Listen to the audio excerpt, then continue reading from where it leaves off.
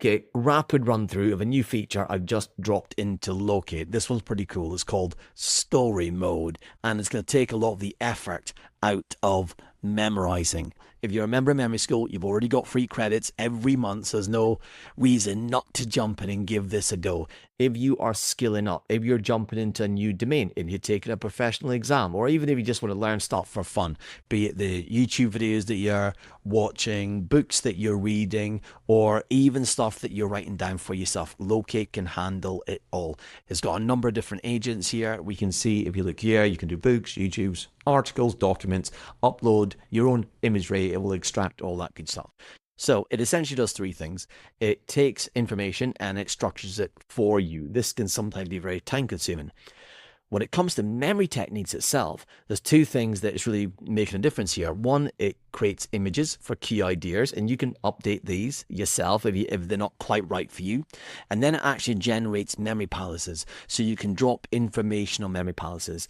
There are other cool little features like retrieval practice. So if you already use Anki or something like that, space retrieval practice, Loki's got this all built in. But what I'm going to give you a quick demo of right now is something called story mode. So here's Atomic Habits, James Clear. I often use this one to demo.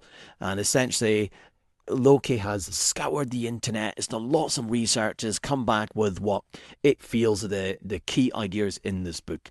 And then it's created a bunch of imagery for those key ideas. And then it's went ahead and created a memory palace. So when we go to the memory palace view, let's make this a little bit bigger here. Prior to this, you'd have to look at each one of these images that it creates. You might look at the flashcard and go, okay, I imagine a tiny snowball rolling down the hill, and on this position on the memory palace, you'd imagine the snowball. Now, I made this a little bit easier, and I do this because for the last 30 years, whenever I've taught this, I would set this up in two different ways. First of all, I just described to people what was happening and say, look, don't try and remember, just imagine what I say to you.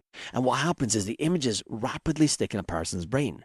And then the second pass, I tell people what the images mean. So you kind of split the cognitive load. Now Loki does it for you. Let's have a little look.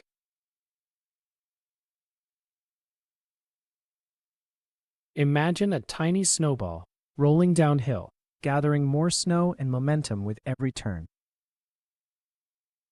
Imagine an archer focusing on his skill with the bow and arrow rather than obsessing over hitting the target. Do you imagine that on the pillar? Imagine someone who is taking daily action to vote for themselves. Great, so imagine that on top of the dead picture. And so then what you do is you do all of them, you do 10, and then they stick in your brain. If not, you can do it maybe 1, 2, or 3 times more, but you won't need any more than that for it to stick. And then you look at the meaning. So now it's going to flip it over. If I put the flashcard view on here. Easy changes that are part of a larger system and compound over time. So you see, Leading by just 1% daily leads to massive gains over a year. See the snowball and you're thinking about what it means. Focus on the processes that lead to results rather than just the desired outcomes. You don't rise to the level of your goals, you fall to the level of your systems. Great, you get the picture. And so what's happening here is you're listening to Loki tell the story. And in the first pass, you're creating the images. On the second pass, you're thinking about what it means. Meaning is what makes memories stick.